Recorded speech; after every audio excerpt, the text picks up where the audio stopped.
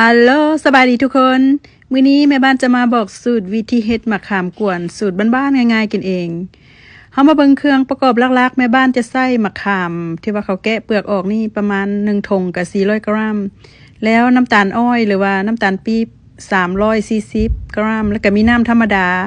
มีกะทิมะพร้าวปองนึงมีเกลือเครื่องประกอบก็จะประมาณนี้ก่อนอื่นเฮาจะมาตั้งหม้อข้างแม่บ้านใส่น้ำธรรมดานี่ประมาณ300 ml เด้อหรือว่า300มิลลิลิตรแล้วมะขามนี่ก็ถุงนึงหั่นแหละมะขามเปียกนี่ก็มันก็จะเขาเจ้าแกะเปลือกออกมานี่นะมันจะบ่ละเอียดปานใดพี่น้องแม่บ้านจะมาเฮ็ดให้มันในน้อยนึงค่ะนะแล้วก็จะเอาไปตองแต่ว่าบางสูตรเขาเจ้าก็จะบ่ตองได้เขาเจ้าจะกวนแบบทั้งหมดนี่เลยแต่ว่าแม่บ้านต้องเอาไปตองก่อนบางที่มันก็มีแกนมะขามข้างบอกเลยว่ามันจะมีเป็นกาบมะขามนะเพื่อความละเอียดอ่อนเขาก็ต้องเอามาตองหรือว่ามากองว่าสั้นซะ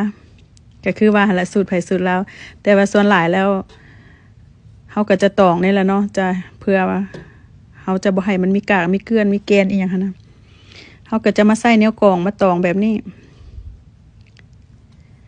วิธีเฮ็ดมะขามกวนนี่ก็มันก็สุดแสนจะง่ายพี่น้องเอ้ยพอบ้านแม่บ้านพอเฮือนแม่เฮือนผู้ใดก็เฮ็ดเป็นเนาะแต่ว่า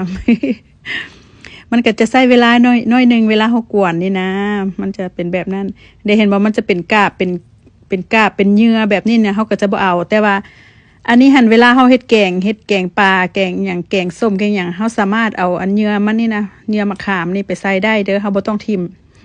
ยังใส่ประโยชน์ได้ว่าซั่นซะเด้ก็จะประมาณนี้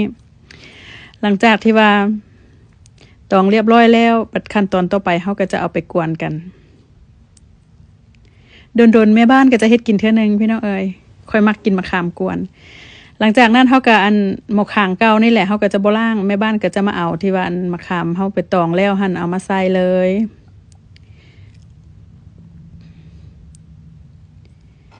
แล้วต่อมาเขาก็จะมาใส่กะทิมะพร้าวกะทิมะพร้าวกับ1 กระป๋องกับประมาณ400มิลลิลิตรหรือว่า400 ml พี่น้องเอ๋ยต้องบอกไว้ก่อนว่าสูตรมะขามกวนแม่บ้านนี่ค่อยใส่น้ำตาลนี่จะน้ำตาลปี๊บหรือว่าน้ำตาลมะพร้าวเนี่ยนะจะบ่หลายมัน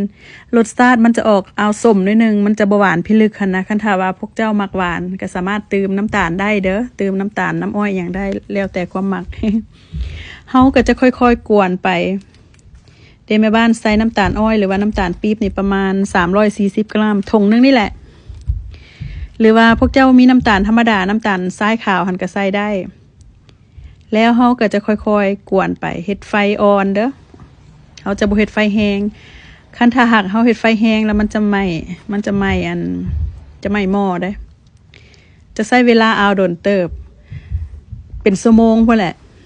เฮ็ดไฟอ่อนๆคือว่าอะไรเฮ็ดของกินพี่น้องเอ๋ยเฮาก็สำคัญเฮาเอาใจใส่หรือว่าใส่ใจไปพร้อมอาหารออกมามันก็จังแซ่บก็จะใช้เวลากวนเอาโดนเติบเฮาใส่หม้อคางหรือว่าใส่หม้อเลิกๆหั่นมันจะบ่เต้นก็พี่น้องหลังจากที่แม่บ้านมากวนมาประมาณเกือบชั่วโมงนึงก็ถือว่ามันก็แค้นประมาณนี้ถือว่าใส่ได้เฮาบ่จำเป็นต้องเฮ็ดแค้นพิลึกพี่น้องคันถ้าแค้นพิลึกเวลามันเย็นแล้วเฮาไปปะไว้ตู้เย็นมันจะแค้นเกินไปหั้นนะซ้ำนี้ก็ถือว่าใส่ได้ก็จะปิดไฟแล้วก็ไปพักไว้มันเย็นแล้วมาเบิ่งกันอีกเนาะหลังจากที่แม่บ้านพักมันเอาเย็นนิดนึงแล้วหน้าตาเพิ่นออกมาก็จะประมาณนี้พี่น้องเอ๋ยสีมันก็จะเป็นสีธรรมชาติแบบนี้แล้วต่อมาเฮาก็จะมาใส่กับเอาไว้กินดนว่าซั่น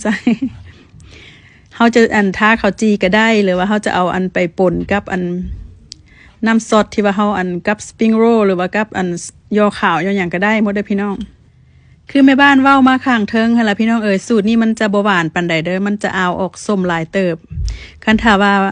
พวกเจ้ามักหวานก็สามารถเติมน้ำตาลหรือว่าปริมาณอีหยังขึ้นได้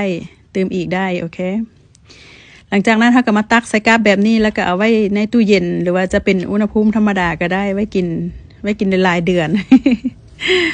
มะขามกวนนี่ก็แม่บ้านมากๆพี่น้องค่อยก็เฮ็ดกินตลอดลองเอาสูตรของแม่บ้านนี่ไปเฮ็ดกินเบิ่งเด้อรับรองว่าแซ่บพี่น้องเอ๋ยไปก่อนเด้อ